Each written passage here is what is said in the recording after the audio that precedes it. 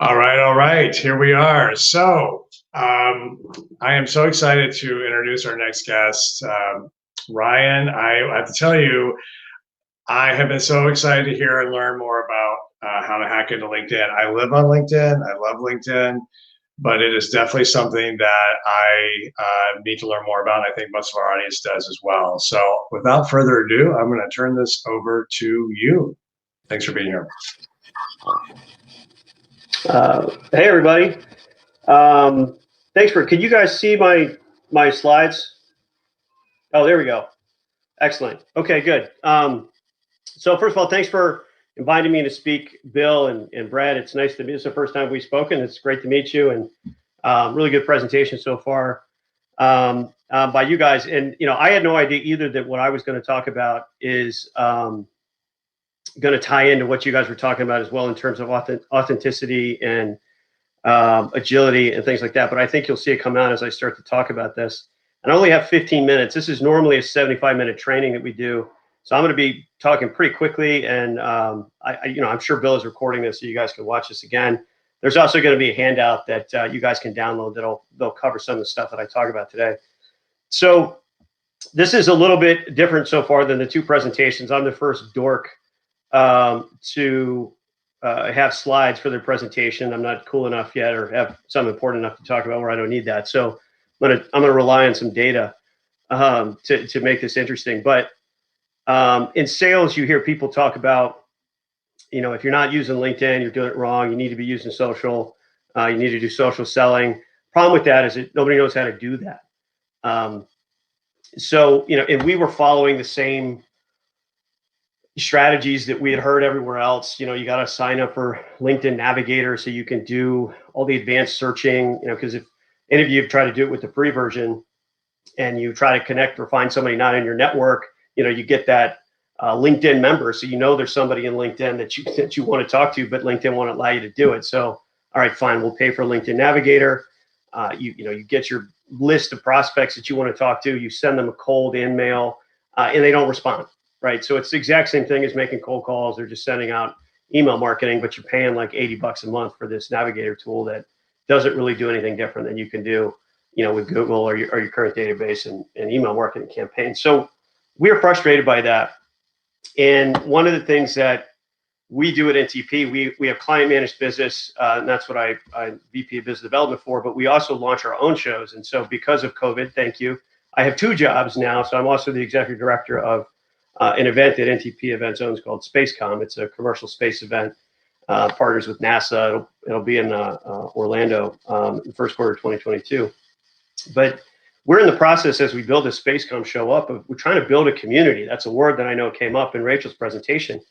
And we're not a magazine. We're not an association. We don't have like a built-in audience when we launch a trade show. We have to build it from scratch, which is tough. So we needed a way to do this. We needed to build community. We needed to find a way to connect with people on an authentic level, beyond just what we could do with our normal, marketing and sales campaigns. So, and I can't take credit for this case study that I'm going to go through. This was entirely the brainchild of our sales manager on SpaceCom and his individual effort to do what he's done, and it's amazing. I'll touch on it. So, Richard Hodge is the name of the sales manager. And he's got some teenage kids, and they're kind of, they've gotten him into social media, and he's kind of into that anyways. No, the slides are not supposed to be moving yet. But he started to, as we went through our sales campaigns and our marketing campaigns, he started to connect with people or try to connect with people on LinkedIn. And he was doing it the free way. I have the Navigator account, but he was like, I want to do it this way. And it was really slow at first. People weren't responding. They didn't know who he was. He would send his connection request, and they would either ignore it. Some would connect, especially if they became an exhibitor or sponsor or speaker at SpaceCom. Okay, I know Rich. I'll connect with him. But the magic really started to happen, and maybe you guys all know this, but it was like an epiphany for us. And our motto became connect and follow. So even if that individual didn't accept the connection request from Rich started following that individual, and he just kept doing that over and over and over and over again. And he spends, okay, I'll go to the next slide now. hopefully, if the technology works. There we go. This has been a long case study. This has been over 2.5 years for us to build this up. Rich probably spends, I mean, at least an hour on LinkedIn a day, but he's also, I see him active at night after work. So he's probably doing this several hours a day. I was irritated with him at first because obviously our job is business development and I needed him to produce revenue. And at first this wasn't. And he's like, trust me, trust me, trust me. Okay. But, you know, connect and follow. That's going to be like the theme of this whole presentation. So what Rich started to do, and we didn't, maybe he knew this was going to happen, but it started to like hit home for me is when he would show me like his news feed. He's like, look, these people, some of these people are connecting, not all of them are. But when I follow all of them, look how my news feed has changed. So all of a sudden his news feed on LinkedIn was entirely commercial space content, where before it had been a lot of his personal connections or previous employer or, you know, previous industry stuff that he was getting. Now this was curating his feed so that he was seeing the most up-to-date content from all these people he was following. And he was following huge people in commercial space, right? So he's seeing up-to-date announcements from NASA and SpaceX and Blue Origin. And then he's able to take that content, and we talked about this too. You don't have to create your own content all the time. And he starts resharing that content on his feed, like the coolest articles, particularly ones that apply to commercial space, not so much defense or you know, science and research, but commercial space. He was resharing and talking about how this is relevant to what we do at Spacecom, and look at this article and look at the potential that this has for you know, terrestrial business on Earth, that we can use space information and space data to improve our lives here, you know, like a la GPS or something like that. And he started to build up a voice, and everything that he was sharing was relatable to what we do and what these people all care about. So he started to build an authentic voice, and people started to trust him. You know, hey, Rich shares like pretty relevant articles to what we do. So, you know, the name of the game at social media is you want people to stop scrolling. You know, you're flicking up through your phone, you want people to stop on it. And what started to happen is when Rich shared content, he started to get eyeballs. And it was several different ways that he does this. He likes articles, he reshares articles, he comments, not often, but he does comment on articles. And even more rarely, he actually puts his own original content up there, but that's pretty rare. But he started to build this community, and you see the numbers here. This is 2.5 years later. Rich has 16,000 connections, and we actually just hit this milestone a couple weeks ago. He has now more followers than he has connections. So we're hopeful that this is going to kind of turn into where Rich's reach is beyond his own actual network. Like, people have connected and follow him through their own connections that may not even know Rich. And so it's just expanding his reach even further. But, you know, and I had some fun with this too. And I wanted to put this in context for how many followers that Rich has. And Rich technically is a micro influencer within the commercial space industry. He's not a social media influencer, you know, like, you know, like a celebrity would be with millions of followers, but with 16,000 followers inside of our industry, he's technically a micro influencer in our market. And you can look at like the director of communications for NASA, whose entire job it is to make NASA look cool, only has 11,000 followers. I went through the speakers of this event. I left Al out, sorry, Al, but look, I mean, RD is doing a good job. But even Rachel, who, you know, said, I live on LinkedIn, and I was looking at you guys. You guys are active on LinkedIn, but with only 3,600 followers. It's really, really amazing what Rich has been able to do to garner or to gain 16,000 plus followers. And basically, what that means is when, you know, our marketing team develops an email, they also develop a LinkedIn tile, which Rich shares on LinkedIn. Rich is more influential than our marketing emails are, which is amazing. So that has been a huge benefit to, you know, our efforts to grow our community at Spacecom. And then the revenue part, this is the part that I always wanted to get to, and it took a while, but we finally started to get there. And there were other benefits that I didn't anticipate as well. Not only did he start to bring in companies through this network. So it wasn't like a cold email, like, hey, are you interested in exhibiting? People started to contact him. I wasn't aware of Spacecom. What is Spacecom? Tell me about that. I might be interested in being there. And so ultimately, when we went back and tied his network to our exhibitor and sponsor base at Spacecom, Rich's efforts here have led to 35 plus companies joining Spacecom as a revenue producing partner. It's over $100,000 in revenue, which for a tiny startup show is significant. Like I said here, it's 14% of our typical revenue that he's done through this. All for free, by the way. We're not paying for Navigator. This is through the free version of LinkedIn. A huge unintended benefit of this has been the amount of speakers that Rich has been able to recruit through this, just by exposing them to Spacecom and what we do and the type of content that we want to share. Speakers have reached out to us and through Rich and said, hey, we want to be part of this. Attendees, we're still working on tying back. That's a lot, it's harder to do. It's a lot of going through spreadsheets. Another huge unintended benefit was we have a startup program, which I know many industry shows are starting to do. Let's foster our startup community because they're going to turn into exhibitors someday.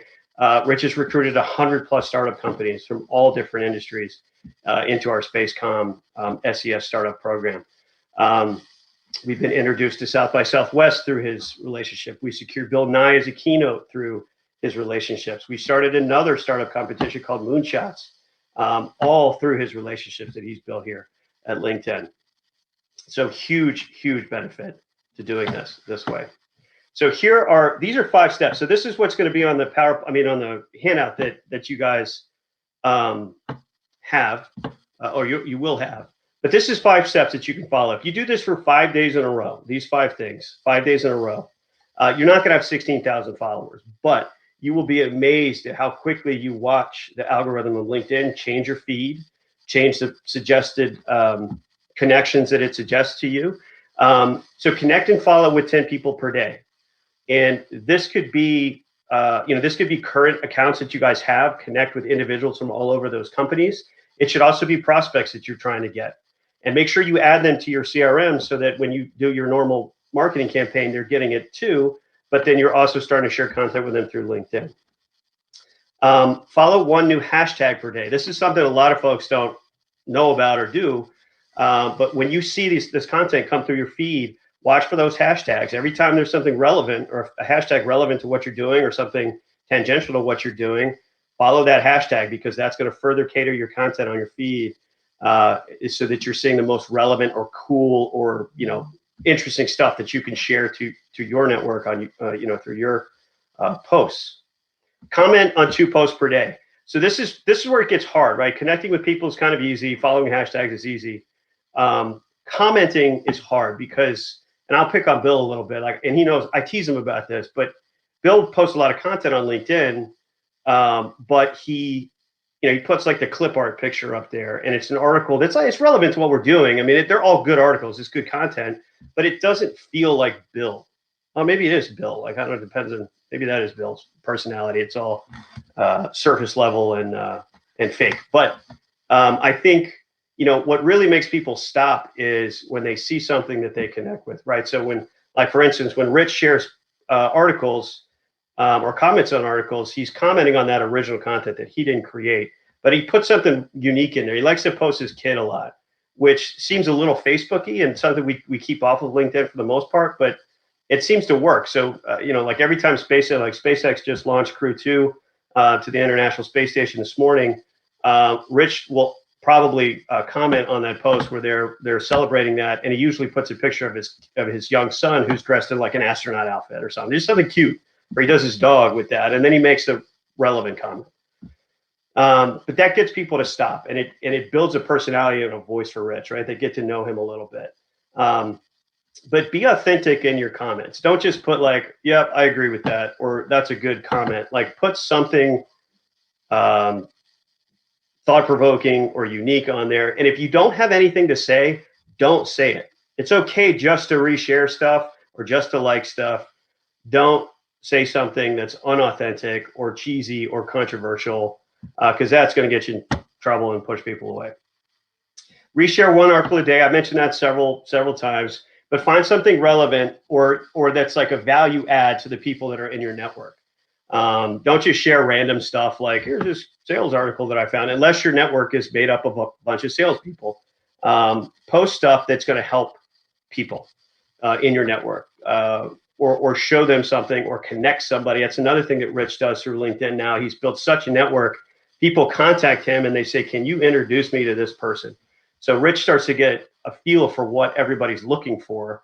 and he can send he sends personal messages to people. Hey, I saw this article. This is right. This is exactly what we were talking about the other day, or what you're looking for. Notice that there's a contact in the article that you might want to connect with, right? So reshare one article per day. Make sure it's relevant, and then just read 2 articles per day. This is a sales tactic. This is not anything new. We read magazines, we read websites, we have Google alerts, but do this on LinkedIn too, because the cool part about it is you'll see hashtags in there, you'll see companies mentioned, then you can go find that company in LinkedIn and follow that company. If you're following that company, you can start to find individuals in that company, and then you start to connect and follow those individuals too. And it just further builds out your algorithm. So it's showing you exactly what you want to see, and it's connecting people to you that you want to meet with too. So those are the 5 things to do. Do those 5 things for 5 days in a row and watch how it changes. And if you're willing to do this for 2.5+ years, I think there's possibility that you can see some of these numbers in terms of followers, and you can have this incredible impact on LinkedIn for free. So that is how you hack LinkedIn for free. Oh, Ryan, it's a good thing I love you. All right, let's keep this page up here right now. So Victory has only been around for a year, 603 followers. So I have to get 11,000, but I'm going to say in 2 years, but I'm going to do it in 1. Starting Monday, April 26th, I have to get to 11,000 actual followers, not these paid fake followers either that you can do. By next year, 2022, April 26th. I'm going to utilize, and I'll do a huge case study on everything that you're doing and showing here today. And I'll promise to post more authentic pictures. God, pick art and call on your face. Woo, that was rough. You're probably spending so much money on that clip art, and I mean, it's free. They're scrolling right past it.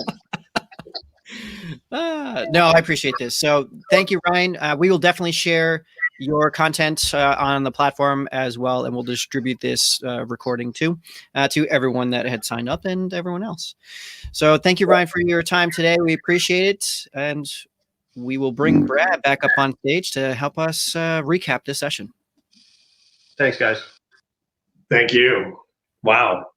Holy cow. So I've been doing it all wrong. And I've always felt, I know.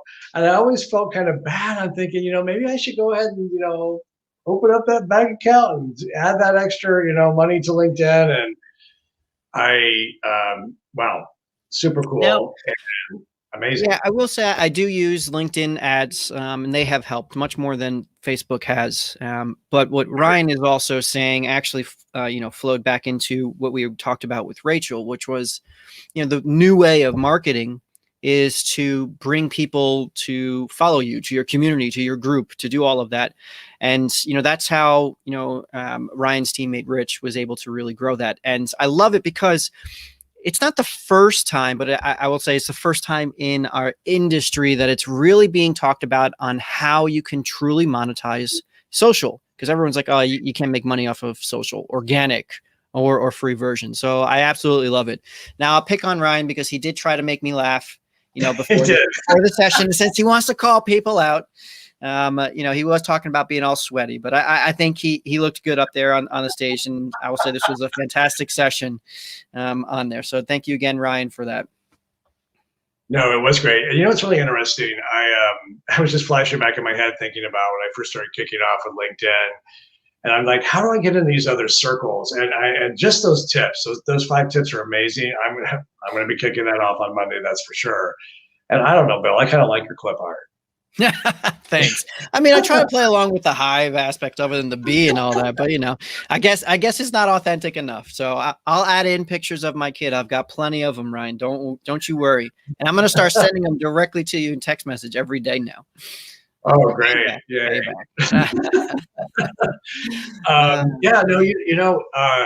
I also, another thing on LinkedIn, and I've been getting a lot of comments about this lately, where I do some coaching on the side, and I'll get people, a lot of job loss this last year, but fortunately, that big old light's coming right at us now, and it's not a freight train; it's actually good news. But they keep asking the same question. I lost my job a year ago. Should I say that I had that gap on LinkedIn? And my answer is always yes.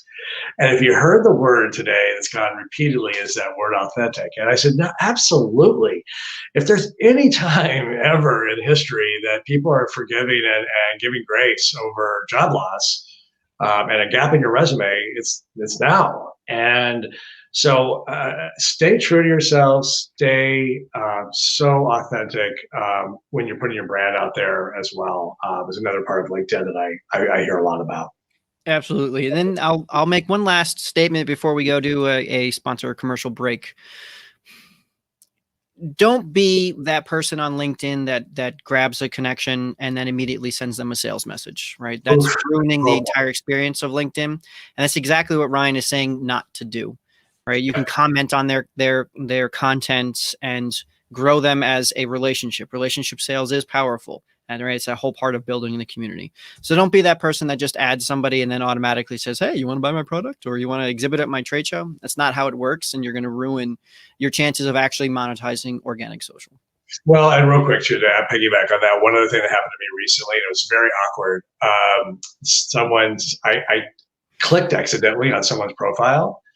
I didn't mean to do that. I was just having to check. I hit it and it went to their profile. They reached out to me and asked me, I see you're looking at my profile. Do you want to connect and talk about how we can do business together? And I'm like, oh my gosh, So it's like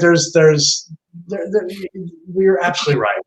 There's a pace and a professional pace you need to have when marketing it. So. I've been meaning to talk to you, Brad. I keep seeing that you viewed my profile each day. So whatever.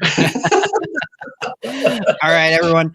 We will be back in a moment to bring on our next guest, our next speaker, Laura Welsh, who will be talking about how to gain ROI for virtual events. I'll actually have the right title when we introduce her in just a moment. Thanks, everyone. We'll see you in a moment. State event.